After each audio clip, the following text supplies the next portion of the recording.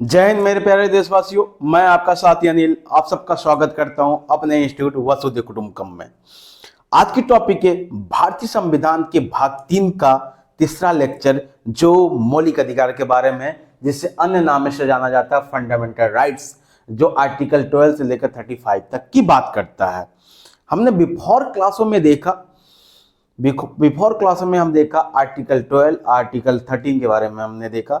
Article 12 अनुच्छेद 12 बोलता है राज की परिभाषा के बारे में, जो मौलिक अधिकार है राज से टकराने की बात करती है। और हमारा अनुच्छेद 13 क्या बोलता है? मूल अधिकार के असंगत होने पर कोई भी कानून, कोई भी विधि शून्य हो जाएगी। ये हमारी क्या बोलता है? अनुच्छेद 13 बोलता है। आज हम देखेंगे अनुच्छेद 14 से लेकर अनुच्छेद 18 तक के बारे में हम डिटेल जानेंगे। और जिसे हम बोलते हैं, जो फंडामेंटल राइट को हम 6 कैटेगरी में बांटा था, उसे आज हम एक कैटेगरी के बारे में डिटेल बताएंगे, जिसे हम बोलते हैं समानता और या समानता का अधिकार बोलते हैं। ये चीजें हमने 6 कैटेगरी में फंडामेंटल राइट्स को किस भाग में बांटा था। अब देखिए, पहले हम कैटेगरी बांटते थे समानता का अधिकार, जो अनुच्छेद 14, 15, 16 और 17, 18 की बात करता है। और हम दूसरे कैटेगरी की बात करते हैं स्वतंत्रता का अधिकार, जो अनुच्छेद 19, 20, 21, 22 की बात करता है। और हम तीसरी कैटेगरी की बात करेंगे, जो अनुच्छेद हमारा बोलता है, जो कैटेगरी बोलती है, थर्ड कैटेगरी बोलता है हमारा शोषण के विरुद्ध का अधिकार, जो अनुच्छेद 23, 24 की बात करता है। और हम आप देखेंगे चौथी कैटेगरी की बात करेंगे। चौथी कैटेगरी की बात करेंगे तो हम देखेंगे धर्म की स्वतंत्रता का अधिकार, जो 25, 26, 27, 28 की बात करता है। और हम अब पांचवी कैटेगरी की बात देखेंगे। पांचवी कैटेगरी में बोलता है संस्कृति एवं शिक्षा के अधिकार की बात करता है, जो अनुच्छेद हमारा 29, 30 की बात करता है। और हम छठवीं कैटेगरी की बात करेंगे फंडामेंटल की, जो बोलता है संवैधानिक उपचारों का अधिकार, जो अनुच्छेद 32 के बारे में जिक्र किया गया है। ये चीजें आज हम पहली फंडामेंटल की पहली कैटेगरी के बारे में जानेंगे, जिसे राइट टू इक्वलिटी आर्टिकल्स 12 से लेकर 18 के बारे में पूरी डिटेल के रूप में जानेंगे, जो मुख्य पेपर के लिए बहुत आवश्यकता है और आपके UPSC, PSC, SSC, CGL all category के लिए बहुत ज्यादा इंपॉर्टेंट दे सकती है। ये चीजें हम देखते हैं अनुच्छेद 14। अनुच्छेद 14 क्या बोलता है? कानून के समक्ष समानता और विधि के समान संरक्षण। एक तरह बोलता है कि इक्वलिटी लाएंगे और सेफ्टी करेंगे। ध्यान से देखिए, बोलता है कि हम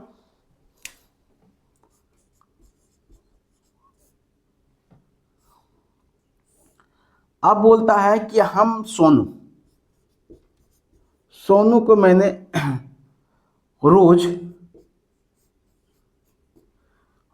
सोनू को रोज हम क्या कर रहे हैं? एक बिस्किट दे रहे हैं। अब बिस्किट दे रहे हैं, अब बिस्किट को क्या करेगा? दूसरे को न देख के वो क्या करेगा? और हाँ, वो दूसरे को न देखकर स्वयं खाएगा। ये चीजें ध्यान से देखिए। और हम क्या करें? सोनू मोनू दो व्यक्ति हैं, तो बोल रहा है कि हम सोनू मोनू व्यक्ति हमारे घर के सदस्य हैं, तो हम रोज उन्हें एक एक बिस्किट देते हैं। तो सोनू को देना तय होगा तो मोनू को भी देना तय होगा। ये समान की बात करता है। और संरक्षण की बात करता है कि ऐसा चीज बोलता है कि हम बिस्किट दे रहे हैं तो मोनू भर को नहीं दे सकते हैं और सोनू को भी देना ही पड़ेगा। ये चीजें हमें जिक्र करता है। क्या अनुच्छेद 14 बोलता है? मतलब कानून के समक्ष समानता, ऐसा कानून जो सबके लिए बराबर होगा, चाहे अमीर हो, गरीब हो, या निम्न वर्ग हो, उच्च वर्ग हो, या अल्पसंख्यक हो, या आपको अल्पसंख्यक ना हो, इसकी बात भी करता है। अब बोला है कानून के समान संरक्षण। अब बोला कानून के समक्ष संरक्षण किया जाएगा, उससे बचाव भी दिया जाएगा, उस तरह को उससे रखा जाएगा कि उससे मतभेद नहीं किया जाएगा। कहने का तात्पर्य है विधि के समक्ष समानता, विधियों के समान संरक्षण कैसे किया जाएगा। देखिए, विधि के समक्ष समानता कहां से लाई गई? और संरक्षण, सेफ्टी कहां से किया गया? ध्यान से देखिए, सेफ कहां किया गया? बोला गया कि विधि के समक्ष समानता लाया गया, ब्रिटेन से लाया गया। और हमारा संरक्षण कहां से लाया गया? अमेरिका से। मतलब समान लाने की बात बोल रहा है, समान इक्वल लाने की बात बोल रहा है, ब्रिटेन से लाई गई है। और हमारा सेव करने की बात कर रहा है, बॉक्स में रखने की बात कर रहा है, तो अमेरिका से बोला है। ये कि इसके अंतर्गत विधि की समझ समानता में क्या बोलता है? सभी के लिए समान कानून बनाया जाएगा, कोई भी ऐसा व्यक्ति नहीं होगा जिसके लिए विशेष कानून बनाया जाएगा, लेकिन केवलता समान परिस्थितियों में सभी व्यक्तियों के लिए समान व्यवहार किया जाएगा, चाहे गैर भारतीय हो और भारतीय हो, संरक्षण किया जाएगा। ये नहीं कि हमारे लिए जो कानून बनाई गई है, संरक्षण की गई है, सेव की गई है, जो ब्रिटेन से कोई आ रहा है या इंग्लैंड से आ रहा है या हमारा चाइना से आ रहा है, कोई व्यक्ति के लिए जो कानून कार्रवाई की गई है, जिसका मर्डर कर दिया जाए या 10 साल की सजा हो जाए या 307 लग जाए, 308 लग जाए, 309 लग जाए, 306 लग जाए, 376 लग जाए, ऐसे धाराओं पर जैसे भारतीयों पर कार्रवाई होगी उसी तरह क्या करेगी, गैर भारतीयों की भी कार्रवाई होगी। ये चीज बोलता है हमारा विधि की समझ समानता की बात करता है ये चीजें, और किसी के विशेषाधिकार नहीं दिया जाएगा। ये बोलता है कि हमारा अनुच्छेद 14 बोलती है जिसमें विधि की समझ समानता की बात बोल रहा है, किसी के विशेषाधिकार नहीं दिया जाएगा। गरीब को जो कार्रवाई की जाएगी वही अमीर को जो कार्रवाई की जाएगी वो गरीब को की जाएगी। ये चीजें असमान परिस्थितियों में राज्य असमान कानून बना सकती है, असमान कानून बना सकती है। जैसे कोई आतंकवादी आता अपने देश में, उसके लिए समान कानून न करके असमान कानून बना सकती है।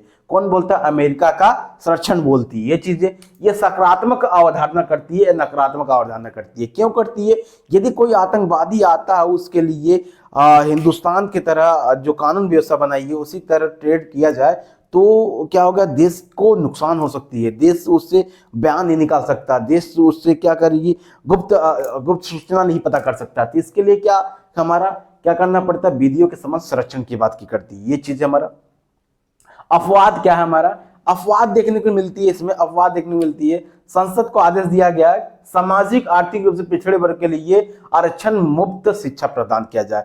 जो बोलता है कि कोई भी कानून बनेगी भारत में, अनुच्छेद 14 क्या दर्शाता है कि संविधान का कोई कानून बनेगा तो इक्वलिटी बनेगी, समान बनेगा। लेकिन क्या बोलता है वहीं पे कि अपवाद कर दिया गया, इसमें रोक दिया गया, तोड़ दिया गया कि उसे बंद कर दिया गया कि बोला सामाजिक आर्थिक और पिछड़े वर्ग के लिए आरक्षण और मुक्त किया जाएगा। SC ST OBC और EWS को जिस तरह आज आरक्षण दिया गया उसी तरह बात करती है, क्या समानता की इक्वलिटी कर देती है। मतलब आपको बोलते हैं कि किसी को जल्दी नौकरी, आरक्षण की वजह से जल्दी नौकरी लग जाना, किसी को नौकरी कम लग जाना, आरक्षण नहीं मिल जाना, तो ये क्या करती है, इसका विरोध कर देता। अपवाद का मतलब विरोध कर देता। अब बोलता है कि समान के लिए समान कानून होना चाहिए, लेकिन एक अपवाद और होता है, राष्ट्रपति राज्यपाल के लिए अब जो भी आपराधिक कार्रवाई होती है उन पे क्या होता है, दोषी नहीं दिया जा सकता। ये चीजें दो अपवाद है, ध्यान से देखिएगा, एक अपवाद दो अपवाद है।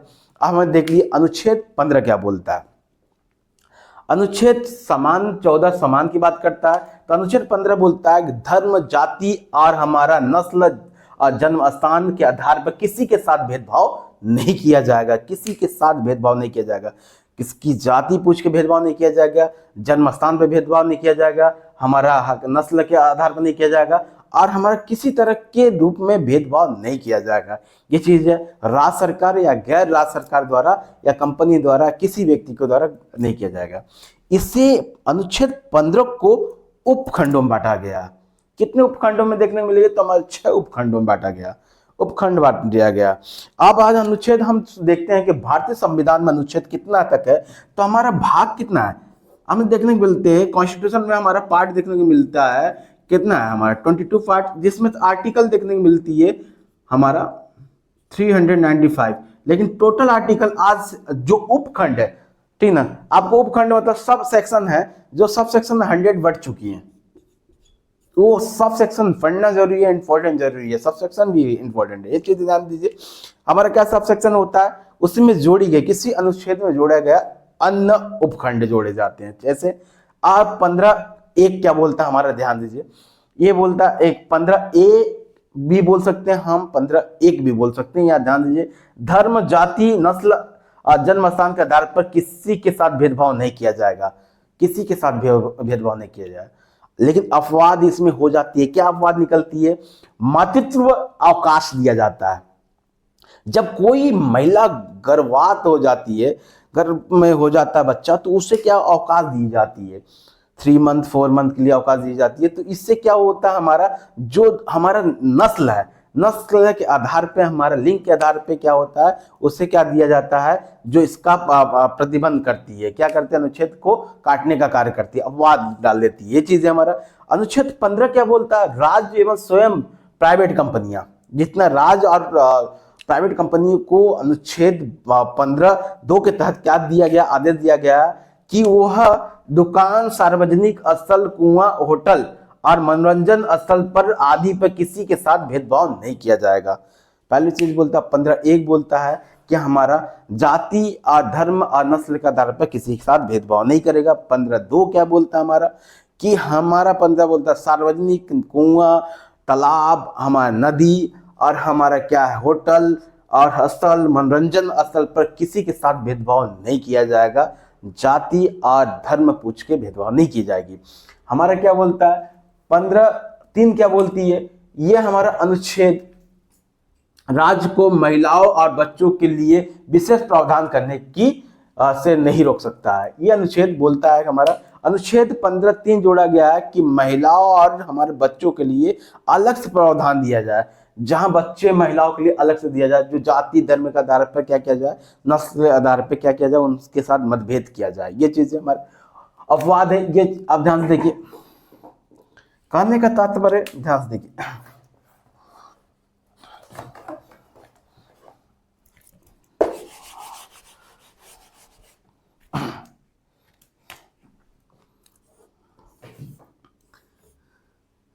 बोला और कास्ट धर्म का है और रिलीजन का है, और हमारा इस्लाम रिलीजन का और हमारा श्याम हिंदू रिलीजन का है, तो उसके दोनों के बीच मतभेद नहीं करना चाहिए। ये जो अनुच्छेद हमारा 15 बोलती है। लेकिन हमारा क्या बोलता है 15(3) बोलता है कि महिलाओं के लिए जो हमारा क्या 15 एक तरह की बात करता है कि हम किसी तरह के जाति धर्म लिंग के आधार पर किसी के साथ मतभेद नहीं कर सकते, लेकिन वही महिलाओं को प्राथमिकता अलग दे दी जाती है, बच्चों को प्राथमिकता अलग दे दी जाती है संसद के द्वारा, राज्य के द्वारा। तो ये क्या करता है, विरोध कर देता है। हमारा 15(4) बोलता है कि फर्स्ट संविधान संशोधन अधिनियम 1951 में जोड़ा गया है। इसे जोड़ा क्यों गया है, क्योंकि पिछड़े वर्गों के लिए हमारा सामाजिक और आर्थिक शैक्षणिक रूप से पिछड़े वर्गों को, अनुसूचित जनजाति एवं जनजातियों के लिए सकारात्मक कार्रवाई और आरक्षण का प्रावधान की गई है। हमारा क्या किया, प्रावधान दी गई है। मतलब आपको बोला जाए 15(4) बोलता है सीधे पिछड़े वर्ग, जो पिछड़े वर्ग हैं, कमजोर वर्ग है, SC ST कैटेगरी के लोग हैं, जो और OBC कैटेगरी के हैं, उन्हें मुख्य रूप से आरक्षण की बात करता है। तो रिजर्वेशन कहाँ की बात कर रही है, रिजर्वेशन कहाँ दिया गया है, तो 15(4) में दिया गया। याद रखिएगा 15(4) में दिया गया। ये चीज है, ध्यान से देखिएगा। अब 15(5) बोलता 93 संविधान संशोधन अधिनियम 2005 में जोड़ा गया। किसी भी शैक्षणिक संस्था में गैर सरकारी, सरकारी, गैर सरकारी नामांकन हेतु पिछड़े वर्गों के लिए विशेष प्रावधान दिया गया। क्या है, पिछड़े वर्गों के लिए विशेष प्रावधान दिया गया। ये क्या गया, OBC को लिए विशेष प्रावधान दे दिया गया हमारा अनुच्छेद कितना 15(5) के तहत। और बोला गया 15(6) बोलती है 103वां संविधान संशोधन अधिनियम 2019 में जोड़ा गया, जो बोला गया शिक्षा संस्था और सरकारी नौकरियों में आर्थिक रूप से कमजोर वर्गों को जोड़ा गया, जिससे EWR को 10% आरक्षण दिया गया, जिसे इकोनॉमिकली वीकर सेक्टर बोला जाता है, सेक्शन बोला जाता है। ध्यान दीजिए ये चीजें। आज हिंदुस्तान में लगभग क्या बोला गया था, जो आरक्षण की हम बात करते हैं,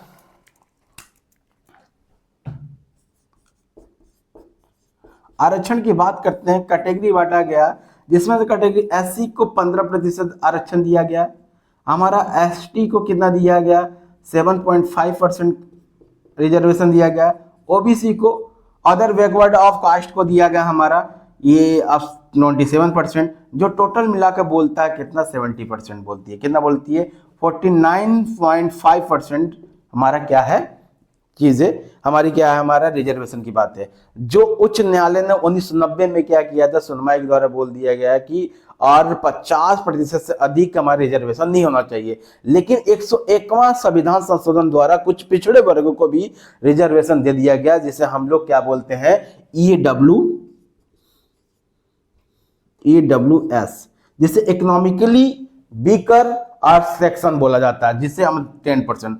वर्तमान में 59.5% क्या हमारा रिजर्वेशन है, ये चीज दिया गया है, ध्यान से देखिएगा। कुछ कमजोर वर्गों के लिए दे दिया गया है, ये चीजें ध्यान से देखिए। हमारा क्या हो गया, अब फिर से देख लीजिए। हमारा 14 बोलता है समानता के लिए समान विधि बनाना, समान लोगों के लिए समान विधि या समाज संरक्षण का उपकार करना, ये चीजें। अब 15.1 बोलता है हमारा जाति लिंग आधार के साथ किसी के साथ भेदभाव नहीं किया जाएगा। हमारा 15 क्या बोलता है, 2 बोलती है हमारा 15.2 बोलता है राज्य प्राइवेट कंपनियों में किसी भी सार्वजनिक और होटल कंपनी में किसी भी जगह पर क्या करें, जाति धर्म आधार के अनुसार किसी के साथ भेदभाव नहीं किया जाएगा।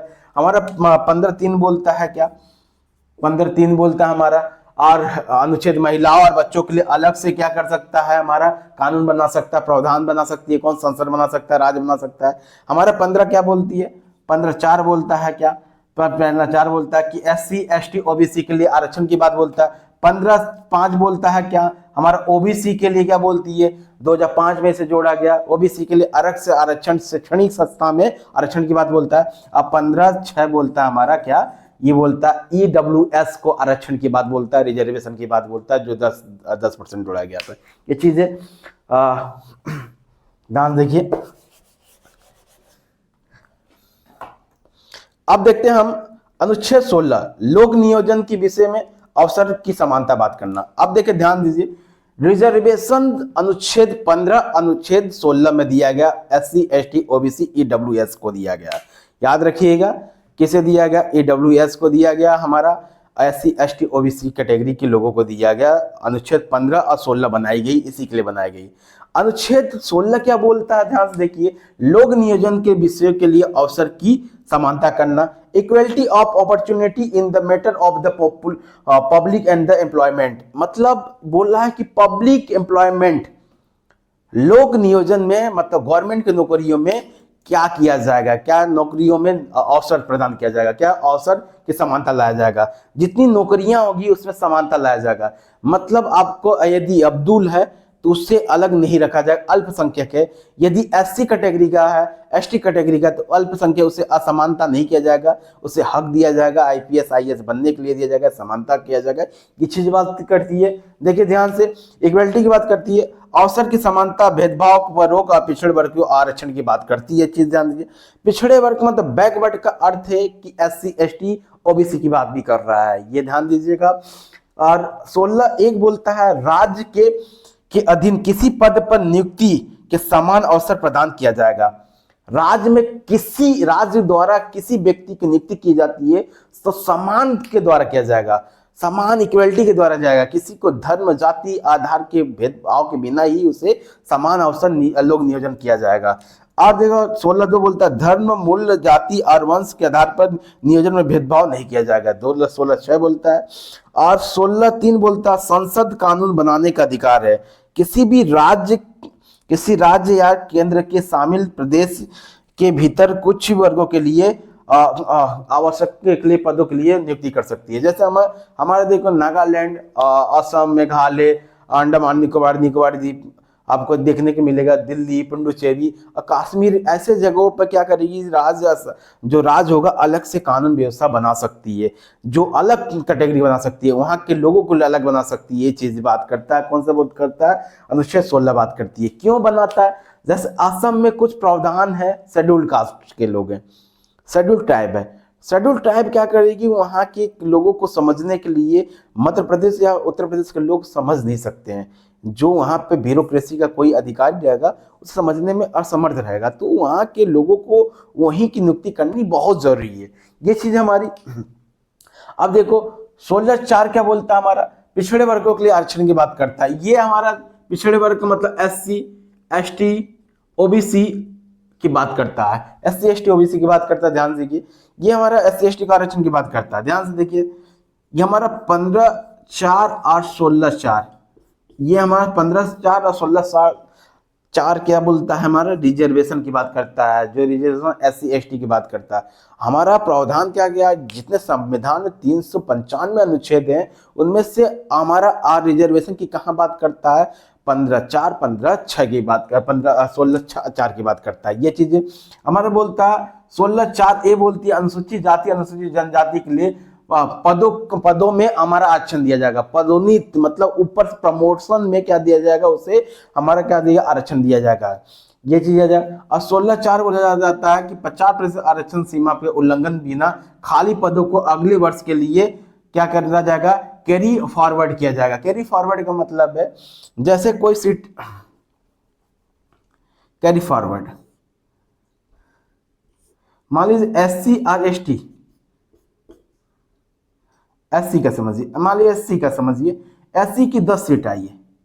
अब उसमें क्या हो, अब क्या देखना कि देश संविधान आजाद होने के बाद SC ST की कैटेगरी के लोग कम शिक्षित देखने के लिए मिले, जिसमें से क्या होगा, अगर 10 सीटों में से 8 सीट निकल जाती है, क्या होती है, नियुक्ति हो जाती है किसी व्यक्ति की, और 2 सीट बच जाती है, 2 सीट बच जाती है, तो ये सीट कहाँ जाएगी, यदि 1985 में नियुक्ति की गई है तो क्या कहेगा 1986 के लिए वो सीट 2 सीट चली ऐड हो जाएगी।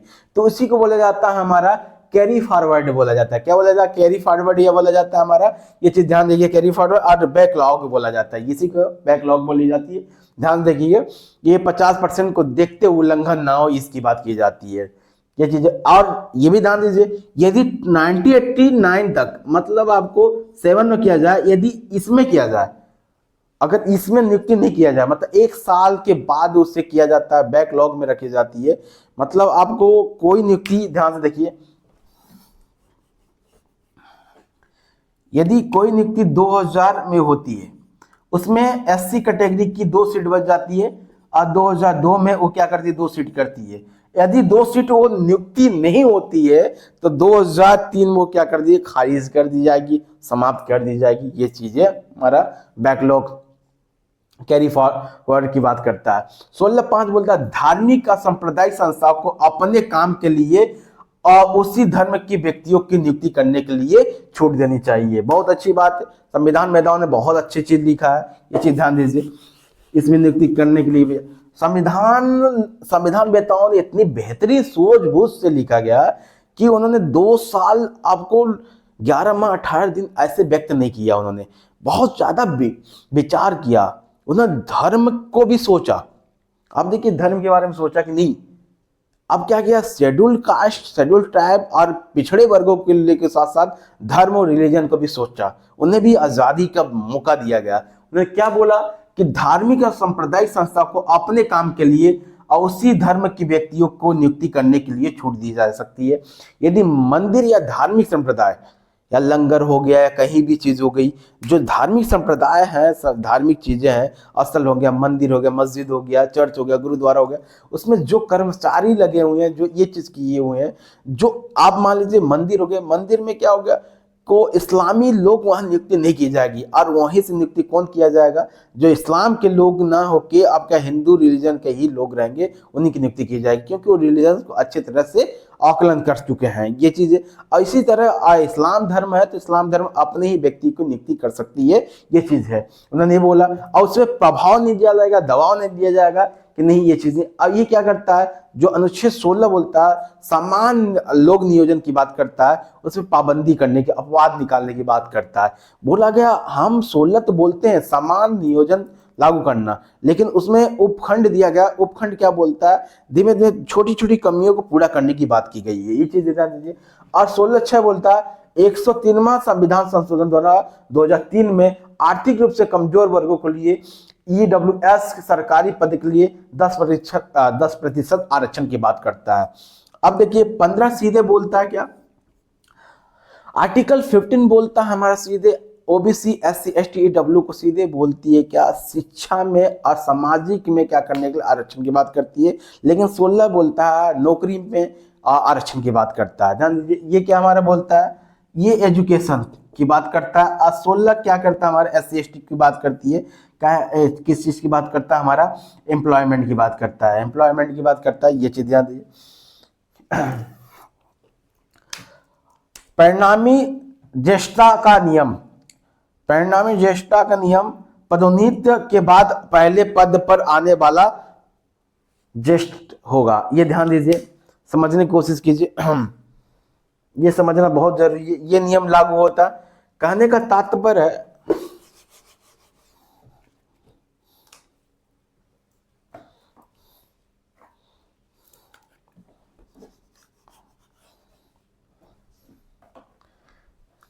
अब देखिए डीएसपी, अब एसपी, अब देखिए डीएसपी, अब देखिए एसएसपी, ये रूल होता है। अब मान लीजिए एससी कैटेगरी है इसमें और ओबीसी कैटेगरी है या जनरल कैटेगरी है। अब देखिए एससी कैटेगरी को यदि आपको क्या किया जाता, डीएसपी रैंक पे है, ओबीसी भी डीएसपी है, जनरल भी डीएसपी पे, यदि क्या करता है कि ये ध्यान से देखो, ये क्या करता है, इसकी उम्र, एससी की उम्र कितना है 30 ईयर्स, और इसकी उम्र कितना है हमारा 50 ईयर्स, कितना जनरल की डीएसपी में। यदि एसएसपी बनेगा वो ध्यान देखिए, अगर जनरल शेड्यूल्ड का कास्ट क्या बनेगा, यदि एससी बनता है 35 वर्ष में और ये क्या करता है 35 वर्ष में बनता है, और यदि बन जाता है एसपी बन जाता है, और ये क्या करता है हमारा, जब ये बनता है 55 वर्ष में बनता है, ये मान लीजिए 2002 में बनता है, ये 2002 में बनता है, बट इसकी एज 35 ईयर है और इसकी एज एसपी बनने पर हमारा 55 ईयर है। तो एज को न देख के पहले जो भर्ती हुआ एससी कैटेगरी का लोग, उसे क्या किया जाएगा, क्या माना सीनियरिटी मानी जाएगी, यदि याद नहीं सीनियरिटी की जाएगी। क्रीमी लेयर, अब ध्यान दीजिए क्रीमी लेयर क्या है, क्रीमी लेयर, क्रीमी लेयर आप देखिए किसी दूध पे एक लेयर बन जाती है, उसी तरह क्रीमी लेयर है। यदि आप मक्खन, ध्यान दीजिए कि अगर मिल्क पे, अगर मिल्क को उबाला जाए, बॉइलिंग किया जाए, तो उस पे एक लेयर बन जाती है, और लेयर को निकाल दिया जाए तो मिल्क भर वाटर फॉर्म में मिल जाती है, लिक्विड फॉर्म में। ये चीजें आप ध्यान दीजिए कि यही चीज क्या होता है क्रीमी लेयर में, ये सेम होती है। यदि कोई भी अच्छे से अपनी आर्थिक स्थिति को सुधार लिया, पिछड़े वर्ग के लोग, तो उसे फिल्टर करके निकाल दिया जाए, और जो दूध है जिसमें खाली है, जो वंचित है, उन्हें फिर से मलाई बनने दिया जाए। ये चीज बोलता है हमारा क्रीमी लेयर। सिंपल समझिए कि कहने का तात्पर्य है कि क्रीमी लेयर में सिर्फ ओबीसी को लोगों को रखा गया है। ओबीसी क्या करती है, ये क्या है हमारी एससी को, एससी और एसटी को नहीं रखा गया। ध्यान दीजिए, सबसे बड़ी बात है क्रीमी लेयर में एससी एसटी को नहीं रखा गया।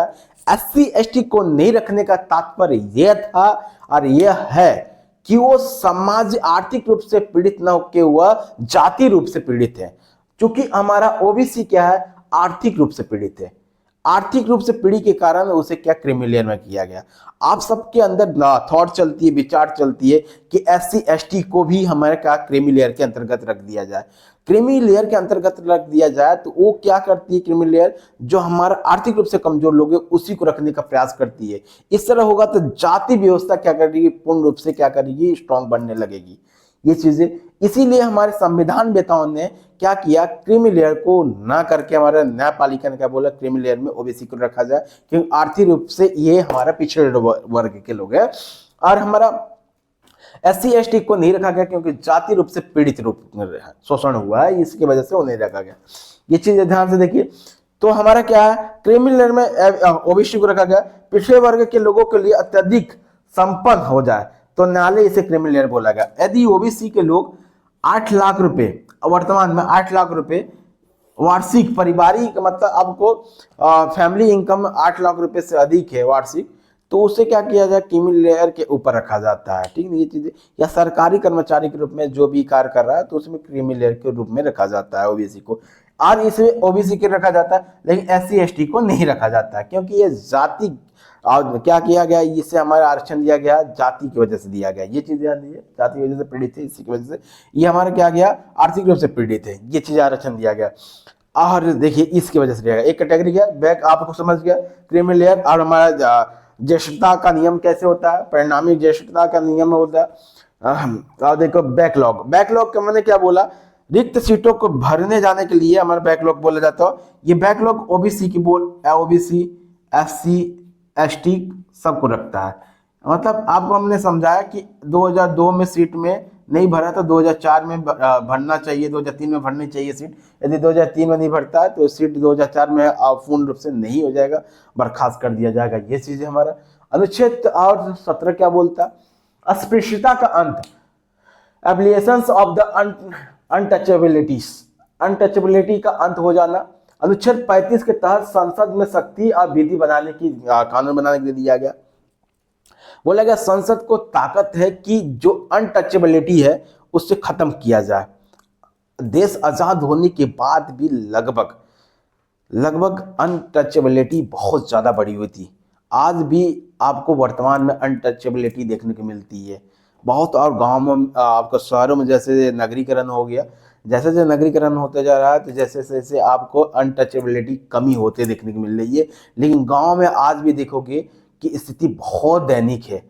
एससी एसटी की बहुत स्थिति दैनिक है। हम आप जब रिजर्वेशन बताएंगे तो इनके दैनिक स्थिति के बारे में, जब आरक्षण क्या है, आरक्षण क्यों है, आरक्षण कैसे आया, इसके बारे में हम डिटेल बताएंगे। एससी एसटी को आरक्षण क्यों मिल रहा है, क्या वजह है आरक्षण मिलने का, और क्यों मिलना चाहिए, क्यों सही है, ये सब चीज आपको जानना जरूरी है। जल्दी आइए क्लास के बारे में अध्ययन किए। अनुच्छेद 35 के तहत संसद को शक्ति दी गई है कि अनटचेबिलिटी के अंतर्गत उसे क्या किया जाए, उससे पॉलिसी बना सकती है। इसी तरह सिविल अधिनियम संरक्षण अधिनियम 1935 बनाया। क्या बनाया? सिविल अधिनियम संरक्षण अधिनियम 1955 बनाया। किसने बनाया? संसद के द्वारा बनाया गया। किसके द्वारा बनाया गया? संसद के द्वारा बनाया। देखा गया कि राजस्थान के जैसे जगहों पर क्या किया गया कि हमारे एससी एसटीओ को क्या किया गया, तो ऊपर चढ़ने के लिए पाबंदी की गई थी। घोड़ी पर नहीं चढ़ सकते थे और बहुत सारी चीजें ऐसे नहीं कर सकते जो कैटेगरी में रखी गई थी। ये चीजें अब देखिए 1977 में इसे संशोधन करके बहुत बेहतरीन किया गया। आज 30 जनवरी 1990 में एक बेहतरीन देश में एक बेहतरीन क्या किया गया, एक्ट लाया गया जो भारत में एक थोड़ी सी रूह बदल दी गई। एससी एसटी की कैटेगरी के लोगों को, शेड्यूल ट्राइब शेड्यूल कास्ट के लोगों को थोड़ा सा राहत मिलने की बात की गई और थोड़ी सी इतनी बड़ी फ्रीडम मिली, इतनी बड़ी अधिकार मिला कि उन्हें जो सम्मान चाहिए था वो सम्मान 1990 में मिली। ये चीज एससी एसटी अत्याचार निवारण अधिनियम 1979 के तहत लाया, लेकिन इसे 1990 में लागू किया गया। इसे राजीव गांधी सरकार के द्वारा लाया गया। उन्होंने देखा कि आज भी लगभग हिंदुस्तान के 40 साल देश आजाद होने के बाद भी समस्या अनटचेबिलिटी देखने की मिल रही है। तो उनके लिए उन्होंने क्या किया, बोला कि हमारा एससी एसटी एक्ट ला दिया गया, जिसे हम एट्रोसिटी एक्ट भी कहते हैं। एट्रोसिटी एक्ट बोलते हैं या एससी एसटी एक्ट भी बोलते हैं या हरिजन एक्ट बोलते हैं। इन्होंने हरिजन एक्ट ला दिया। हरिजन एक्ट के द्वारा अपराधों को रोकथाम के लिए लाया गया कठोर कानून था। अपराधों की सुनवाई कर सकते, अलग न्यायपालिका करेगी। इसके लिए एससी एसटी एक्ट के द्वारा अगर किसी पर कार्रवाई की जाती है तो अलग से न्यायालय की व्यवस्था की जाएगी। पीड़ित को वित्तीय और कानूनी सहायता दी जाएगी। पुलिस बिना वारंट का अपराधी को डायरेक्ट उठा सकती है और गैर जमानत दे सकती है। जमानत इसमें नहीं है, गैर समाधेय है, जिसमें समझौता नहीं किया जा सकता। ये चीज बोलती है। किसने बोला? राजीव गांधी की सरकार के द्वारा ये पॉलिसी लाई गई। अब बहुत कठोर पॉलिसी है। आज भी एससी एसटी एक्ट के वजह से कुछ उच्च वर्ग के लोग को दबाव हुई है। अब बहुत बेहतरीन दबाव हुई है, जिसपे क्या किया गया कि निम्न वर्ग के लोग थोड़ी सी उन्नति की ओर तरक्की करने का प्रयास किया है। ये भी है। अब जहां पे अच्छी बात होगी आप लोग को ये चीज होगा कि नहीं सर, तो आप बोल रहे हैं ये चीजें, कुछ एससी एसटी के लोग भी गलत प्रयोग करते हैं। हाँ, ये बात सही है। 90% आपको 100 में 100% हर चीज सही नहीं हो जाएगी। किसी चीज का मिस यूज होगा ही होगा। लाइफ ये चीज सिखाती है। आपको ध्यान दीजिए ये चीजें। इसे एक्ट को एट्रोसिटी एक्ट कहा गया, एक्ट किया गया। अब देखिए अनुच्छेद 18 बोलता उपाधियों का उन्मूलन। आप बोलता अस्पृश्यता का उन्मूलन बोलता एबोलिशन ऑफ द अनटचेबिलिटी का अब क्या किया गया, खत्म किया गया। और उपाधियों का अंत का कहने का मतलब है अनुच्छेद 18(1) बोलता है राज सेवा और विद्या संबंधित, जो राज होगी सेवा विद्या संबंधित सम्मान के अलावा कोई उपाधि नहीं दी जाएगी। बाबूशाह, ठीक ना, बादशाह, ठीक ना, और ठाकुर जी, इस तरह की उपाधियां नहीं दी जाएगी। क्या प्रतिबंध लगा दिया गया, क्या किया, प्रतिबंध लगा दिया गया। ये चीजें सिर्फ सेवा के क्षेत्र में दिया जाएगा और विद्या के क्षेत्र में दिया जाएगा। जैसे सेवा के क्षेत्र में दिया अर्जुन पुरस्कार दिया जाता है, खेल के क्षेत्र में दिया जाएगा वीर चक्र दिया जाता है, आपको अशोक चक्र दिया जाता है, ठीक है ना, ये चीजें सम्मान दिया जाता है। अब जैसे हमें विद्या चक्र में दिया जाता है बहुत सारी चीज, और आपको द्रोणाचार्य पुरस्कार दिया जाता है। तो बहुत सारी ऐसे पुरस्कार है जो इसी अनुच्छेद के लिए तहत लाया गया। वीर चक्र जैसे लिया गया, पद्म भूषण लाएगा, ये चीजें। 18(2) बोलता है कि भारतीय नागरिकों के लिए विदेशी राज्य से उपाधि नहीं ली जा सकती है। क्या ली जा सकती है? जो भारतीय हैं, जो भारत के लोग हैं, भले से विदेश में जाकर वर्क कर रहे हैं, लेकिन वो भारत वहाँ के उपाधि धारण नहीं कर सकते हैं, ये चीजें। और 18(3) बोलता है यदि विदेश में कोई लाभ के पद पर है और उसे राष्ट्रपति की सहमति के द्वारा ही किया जाएगा। मान लीजिए शाम क्या करता है कि एनआरआई है जो विदेश में जॉब कर रहा है, विदेश में क्या किया, उसे सम्मानित किया गया। सम्मानित करने के बाद उसे क्या किया, राष्ट्रपति को आवेदन करेगा, राष्ट्रपति आवेदन में सहमति जताएंगे कि आप उपाधि ले लीजिए। उपाधि लेने के बाद वहाँ पे सम्मानित ले लीजिए, पद ले लीजिए, इसकी बात करेंगे। जब तक राष्ट्रपति नहीं देंगे, लेकिन वो अगर इस चीज का नहीं करता तो राजद्रोह के रूप में अंतर्गत लाया जाएगा, ये चीजें। और 18(4) बोलता है भारतीय या विदेशी भारत में रहने वाले, भारतीय या विदेशी भारत में रहने वाले लाभ के पद पर धारण करते हैं तो विदेशी राज्य और उपहार भेंट लिख राष्ट्रपति के द्वारा ही अनुमति के द्वारा लिया जाएगा। ये चीज ध्यान दीजिए, अगर भारतीय यहाँ भारत में काम कर रहे हैं, आइए आप लोग IAS IPS बने होंगे कभी भविष्य में, या विदेश से आया कोई व्यक्ति, कोई MSc में रह रहा है, ये चीज ध्यान दीजिए। कोई आपको कंपनी रह रहा है, अब विदेश में जाकर वो जॉब का फिर से वहाँ को उपाधि धारण करना चाहता या अचानक करना चाहता है, तो इससे राष्ट्रपति की अनुमति होना अनिवार्य है। हमने देखा, अब ध्यान दीजिए, अनुच्छेद हमने क्या यहाँ तक देख लिया। अनुच्छेद आपको देखने को मिलती है, अनुच्छेद हमने देखा, आज हमने देखा फंडामेंटल राइट्स का क्या दिया, फर्स्ट कैटेगरी दिया, जो 14, 15, 16, 17, 18 की बात करता है। 14 बोलता है हमारा क्या, 14 बोलता है कि समान, क्या बोलता है, कानून के समस्त समानता और कानून समस्त संरक्षण की बात करता है। हमारा अनुच्छेद 15 का बोलता है जाति, लिंग, धर्म, स्थान के आधार पर किसी के साथ भेदभाव नहीं की जाएगी।